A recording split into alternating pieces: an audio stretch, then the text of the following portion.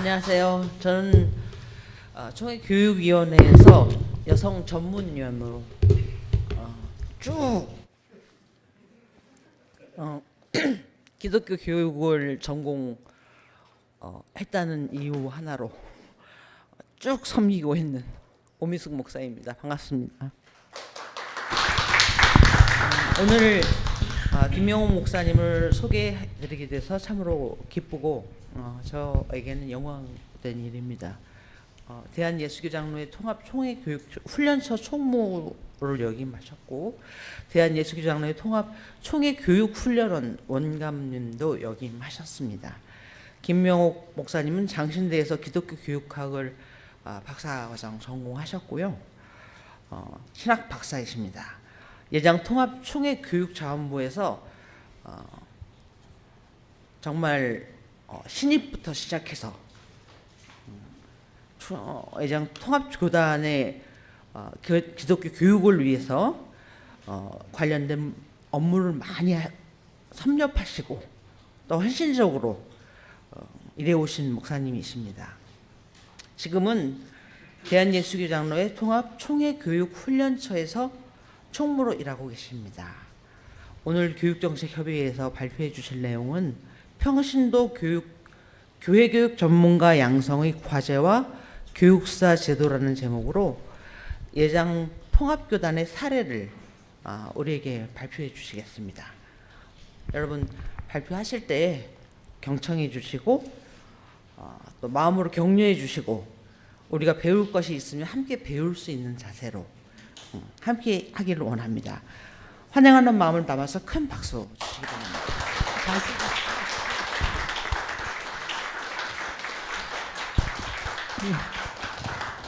예, 방금 소개받은 김명옥입니다.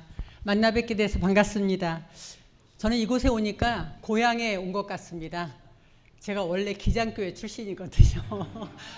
초등학교 5학년 때까지 군산에 있는 혜성교회에서 그 홍판봉 목사님이라고 그분 밑에서 신앙생활을 하다가 이제 아니요 그 장로님 때하고 헷갈렸어요. 김판봉 목사님 맞고요. 홍 장로님이 그때 장로님이셨어요. 죄송합니다. 맞아요. 성을 희롱하면 안 되는데 예, 제가 어린 시절에 이제 군산에서 이렇게 신앙생활을 하다가 서울로 이사 와서 처음 가게 된 곳이 이제 통합교단이다 보니 초등학교 6학년 때 이후로 제가 이제 통합교단에서 신앙생활을 하고 있고요. 그리고 이제 26년 차 교단 총회에서 섬기고 있습니다. 제가 사실 소개해달라고 한 것은 총회 교육을 저 총무고 신학 박사다, 기독교 교육 전공했다 이것만 알려드렸는데 어떻게 다 알고 하셨는지 예, 너무 과분하게 소개를 해주셨는데요. 저희 교단은 지난 2020년에 기구개혁이 되면서 10개 부위원회 훈련원 뭐 이런 것들이 다 합쳐져서 저희가 5개의 처로 변경되었고 그때 이제 통폐합이 되었는데요. 그러면서 이제 5개의 처가 되었고 교육자원부가 훈련원이 통합되면서 교육훈련처가 되었습니다. 그런데 제가 이제 14년 반 동안 교육자원부 아동부 교제개발하는 간사로 예전에 말씀과 삶 그리고 하나님의 나라 그리고 이어서 이제 그 GPL 공과까지 이렇게 진행을 하다가 이제 그 훈련원 원감으로 가서 훈련원을 지금 현재 그 5개 권역으로 이렇게 진행하는 형태로 지금 그 전체 뭐 탈바꿈했다고 하나요? 그렇게 해서 이제 변화를 시켜놓고 10년째 이제 훈련원 일과 함께 하고 있는데요. 지난 이제 4년 전에 저희가 이제 그 통폐합이 되면서 제가 교육훈련처 총무로 와서 지금 섬기고 있습니다. 교육훈련처 안에는 교육자원부, 훈련원, 신학교육부, 목사고시를 담당하는 고시위원회, 평신도위원회 사업이 있고요. 그리고 이제 특별위원회가 또 5개 있어요. 거기에 뭐 여성위원회나 미래발전위원회나 다음세대 비전위원회, 사학법 관련된 것들, 총회 주제연구위원회 이렇게 해서 5개의 또한 그 특별위원회 사업도 진행하고 있습니다. 제가 이제 그 사실은 처음에는 그 의뢰를 받고 이런 생각을 해봤어요.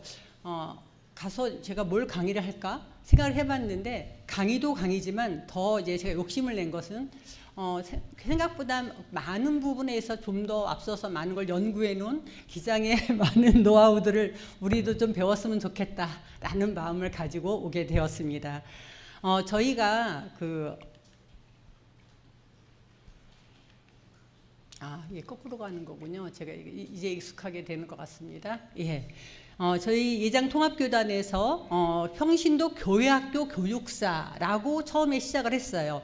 이름을 아직 확정지은 건 아닌데 이 평신도 교회학교 교육사라고 하는 제도의 발단이 된 것은 2013년도에 저희가 이제 정영택 목사님이 부총회장 후보로 출마를 하시면서 소견 발표를 하셨는데 평신도 교회학교 교육사 제도 설치 방안을 그때 이제 제시를 하신 것이 발단이 되었고요.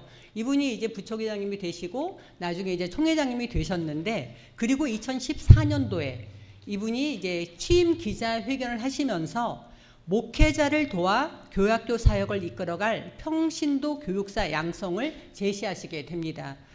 그러면서 이제 이분이 생각하신 건 뭐였냐면 교육의 대상으로는 목사님 사모님이나 아니면 권사님이나 여집사님들, 그러니까 소위 말하는 좀 유휴 인력들 중에서, 평신도 인력들 중에서 교회학교를 주도적으로 이끌어갈 사람을 이렇게 훈련시키면 좋겠다라는 생각을 하신 것 같은데요. 저희가 이제 10년 세월을 진행해 놓고 보니 실제로 와서 강의를 들으시는 분들은 시골의 담임 목사님들도 들으십니다. 왜냐하면 담임 목회를 하시면서 교회학교를 같이 하고 싶은데 그쪽에 이제 교육적인 안목이 부족하다고 생각해서 그 과정을 이수하시는 분도 있으시고요. 장로님들 중에서도 꽤 많은 분들이 오셔서 들으십니다. 그리고 안수 집사님들 이런 분들도 오셔서 듣고 있었습니다. 이분들을 대상으로 해서 이제 소정의 훈련 과정을 마친 후에 평신도 교회학교 교육사로 임명해서 개교회에서 교회학교를 조직하여 시작하도록 도와야 한다라는 취지에서 시작을 했고요.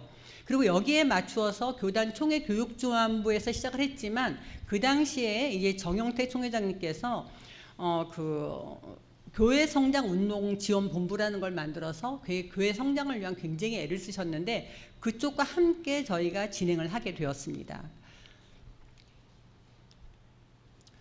정의를 한번 내려볼 텐데요. 평신도 교회학교 교육사의 정의를 내려본다면 평신도 교회학교 교육사란 지역교회의 인정을 받은 평신도가 전문적인 교육과정을 이수하여 교회학교 교육을 지도할 수 있도록 하는 제도, 이렇게 저희가 정의를 내렸고요.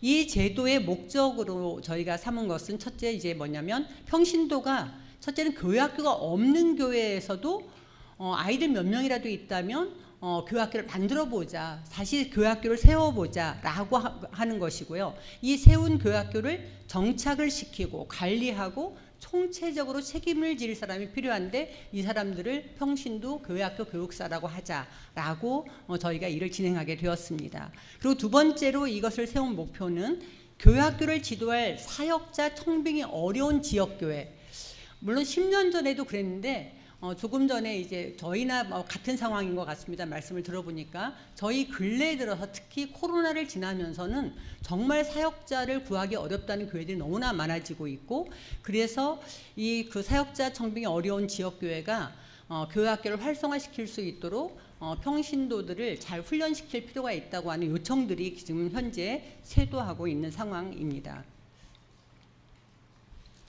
셋째는 그다음에 이제 제도의 시행은 이렇습니다. 2014년 벌써 10년 전인데요. 교단 총회 교육자원부가 교회학교 실태 조사를 한번 실시를 했었는데요. 그때 10년 전이었는데도 불구하고 저희 교단이 그래도 조금 괜찮은 교단인데도 불구하고 교단 산하 교회 중에서 50% 이상의 교회에 교회학교가 없다는 그러한 결과가 나왔습니다.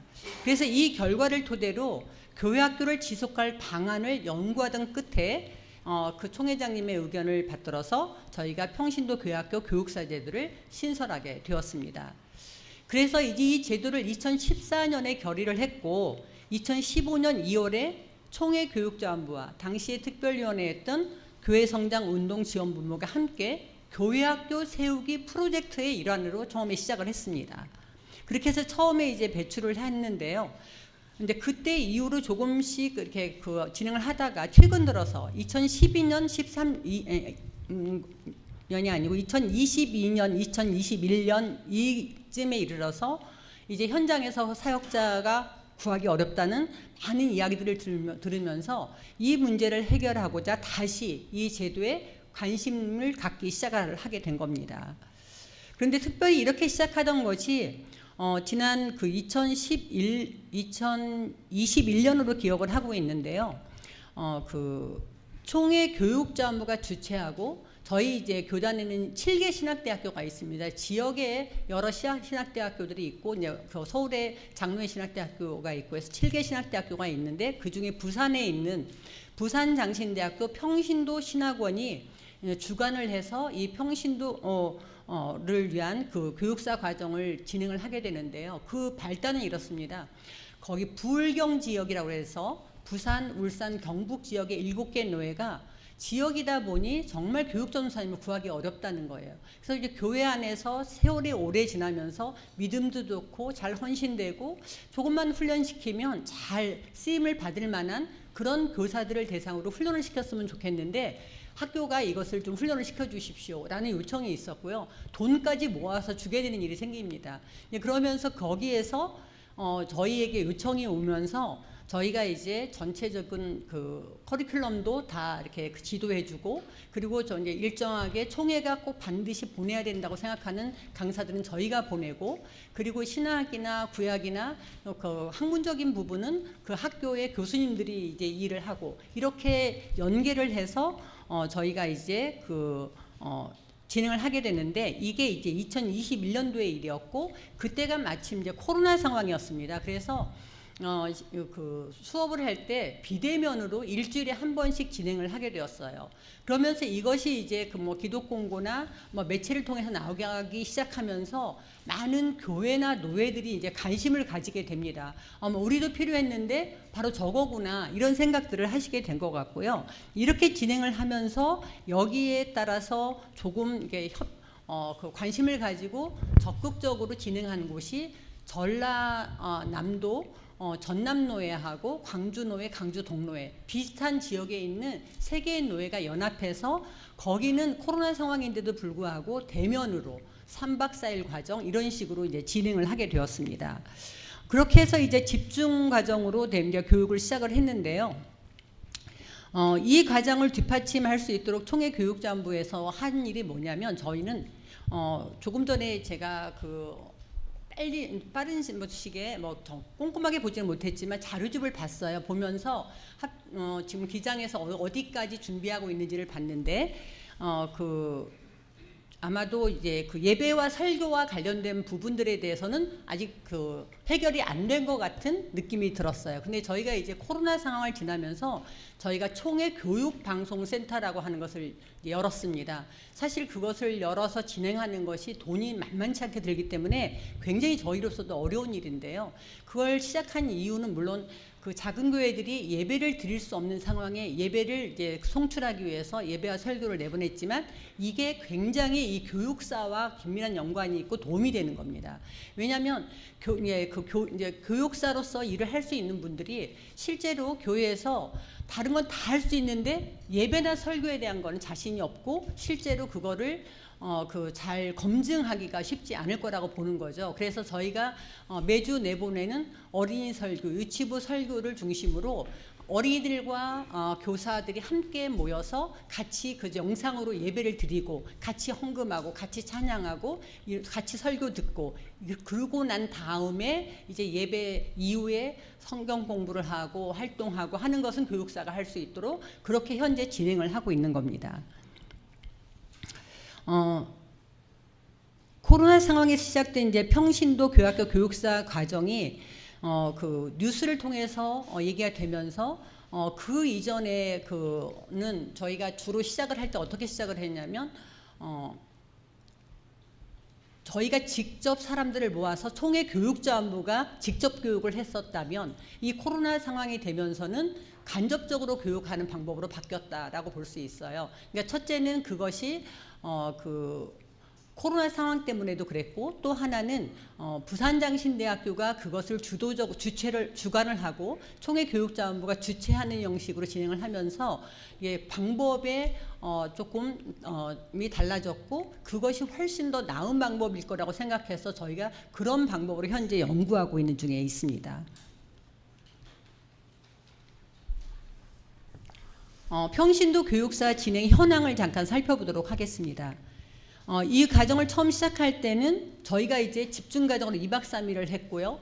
저희가 직접 모아서 2박 3일을 잠을 자면서 이렇게 수업을 했어요. 그러다가 이제 저희가 이제 그 진행한 방법이 학교하고도 하지만 또 다르게 생각하는 방법들 중에 하나가 노예연합으로도 하고, 지금은 많이 없어지긴 했지만 노예에 여전히 성서신학원이 있는 곳들이 있습니다. 그래서 성서신학원과도 연결하는 방법, 굉장히 다양한 방법들을 지금 현재 연구하는 중에 있습니다. 그래서 이제 저희가 그게 바뀌어진 시점이 2021년이라고 볼 수 있고요. 그리고 그 이후에 더 많은 사람들이 그래서 배출이 됐고, 그리고 앞으로 지금 진행될 예정으로 있는 것들도 여러 곳이 있습니다.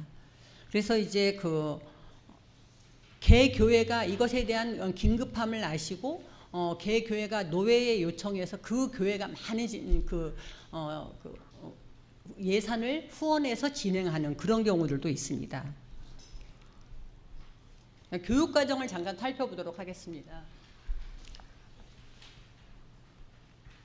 저희가 2박 3일 집중 과정의 경우인데요. 총 12강자로 되어 있고요.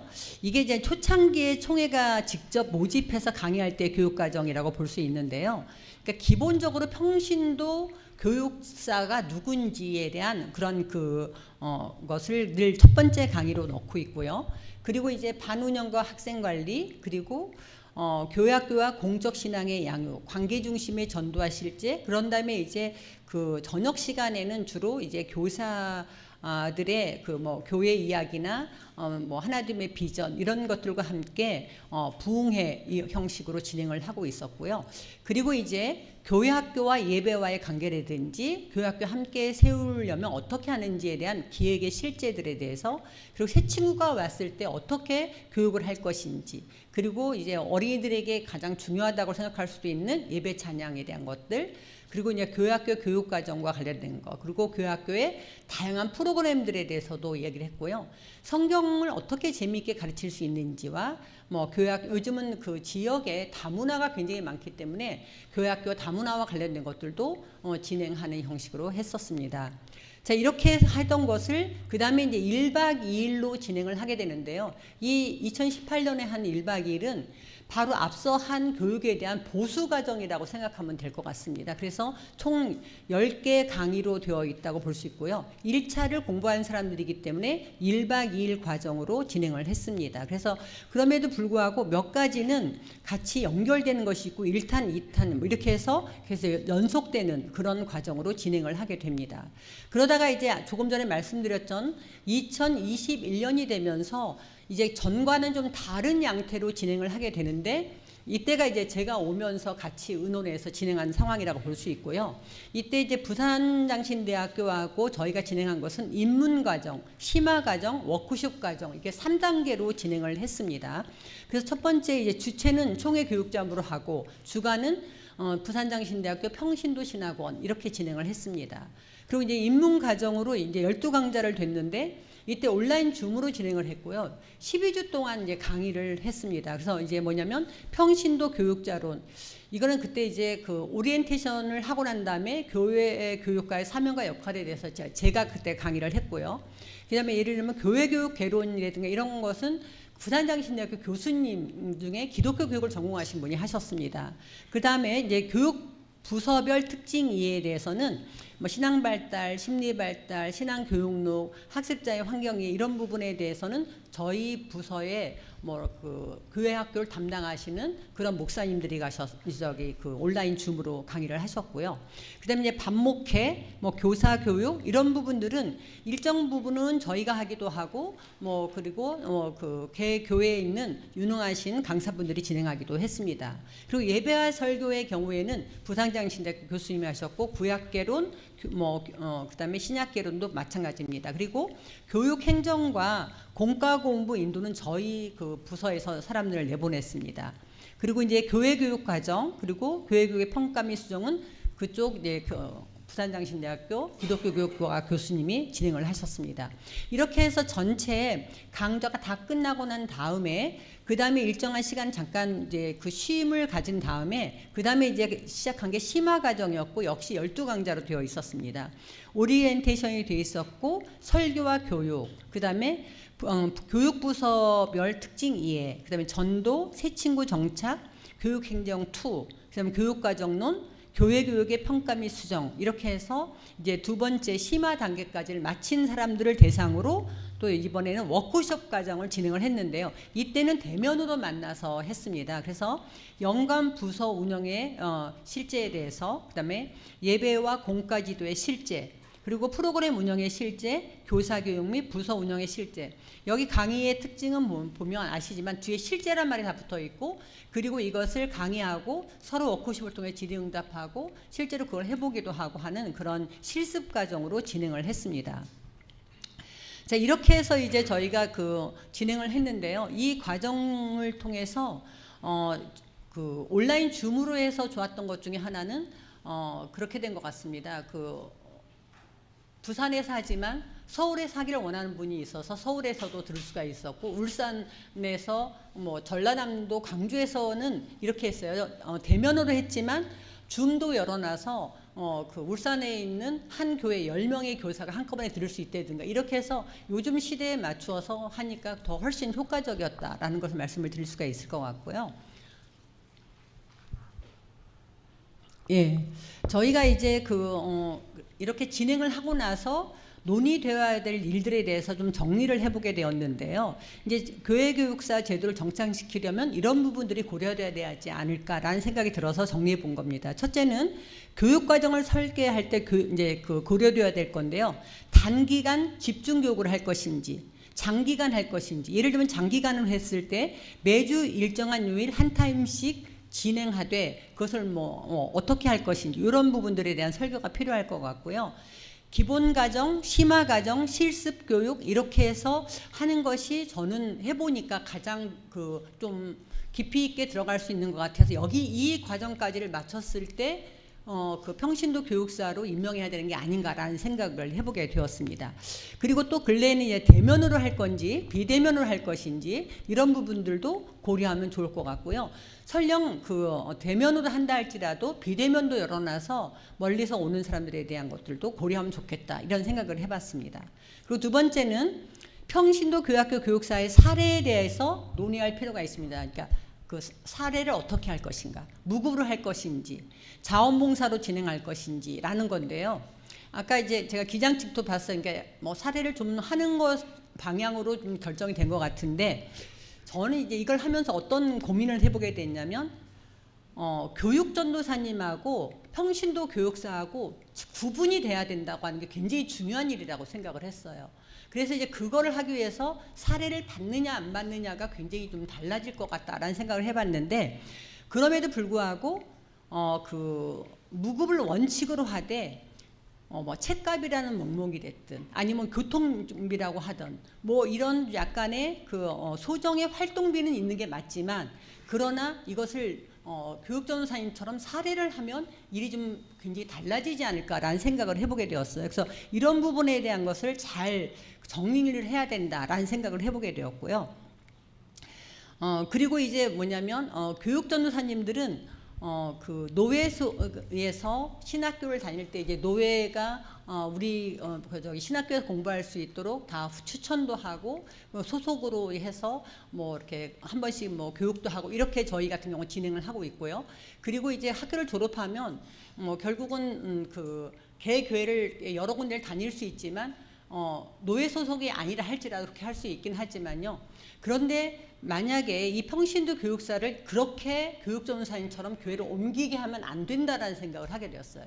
왜냐하면 교육전도사와의 차별화 때문에도 그렇고 제가 여기 교육 규칙을 봤는데 저희가 똑같은 생각이었던 것 같아요. 여기도 기장도 보니까 뭐냐면 담임 목사님이 교회가 추천을 해서 교육을 받게 하고 그 교육을 받았으면 그 교육 소정의 교육을 받았다는 걸 근거로 교회가 1년직으로 임명하는 게 맞다. 그리고 다음에는 또 교육을 받았을 때 또 임하는 게 맞다라는 생각이 들어요. 그래서 늘 이거를 그 교육전도사님들의 경우에는 물론 임시직임에도 불구하고 들어오면 나갈 때까지는 뭐 그것에 대해서 묻지 않지만, 그러나 평신도 교육사의 경우에는 일정한 교육을 먼저 받는 걸 원칙으로 받았을 때 그 교육사로 채용을 하고, 그 다음에 또 다른 교육을 받았을 때 그 다음에 다시 연임을 하고 이렇게 하는 것이 맞지 않을까. 왜냐하면 사실 교육전도사님들도 저도 교육전도사 시절을 거쳐봤고 뭐 목사 초창기 시절들도 거쳐봤지만 처음부터 다 모든 걸 아는 게 아닌데, 하물며 평신도 교육사들이 한 번 이걸 받았다고 그래서 완벽하게 어떻게 하겠냐는 거예요. 늘 공부한다고 하는 전제를 갖고 있어야 하지 않을까라는 생각을 해봤다는 거죠. 그러려고 하면 교회가 해마다 임명해야 된다, 이런 생각을 해봤습니다. 이제 그것이 이제 세 번째 자격에 대한 것이었고요. 네 번째는 협력기관 및 수료직 발급에 관한 건입니다. 저희는 이제 현재 총회장님 이름으로 나가고 있고요. 그리고 교육훈련처 중에도 저희가 그 재정을 조금 지원한 곳이 훈련원에 해당돼요. 그래서 훈련원이 좀 여유가 있어서 거기서 해당됐기 때문에 저희가 이제 그 수료증을 보게 되면 총회장님과 총회훈련원 원장과 그리고 신학대학교에서 만약에 그 평신원 뭐 신학원 이런 데서 한다면 거기 원장님, 이렇게 해서 그 협력하는 기관과 세 군데 이름으로 나가는 형식으로 수료증을 발급하고 있습니다. 그다음에 운영 관련인데요.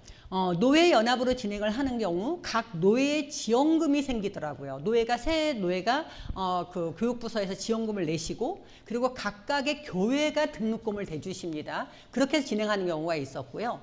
그리고 아까 말씀드린 대로 부울경은 부울경에서 따로 돈을 대주셨고, 그리고 신학교가 하는데도 그리고 이제 교회가 조금씩 돈을 내지만 초창기이고 해서 저희가 돈을 조금씩 지원을 했어요. 강사 지원비라는 이름으로 조금씩 지원을 했지만, 앞으로는 그것이 이제 너무 많아지면 강사 지원비는 어려울 거라고 생각하고요. 지금은 정착 단계로 어떻게 하는 것이 제일 좋은지 시범 단계라고 보기 때문에 저희가 강사비를 지원을 했습니다.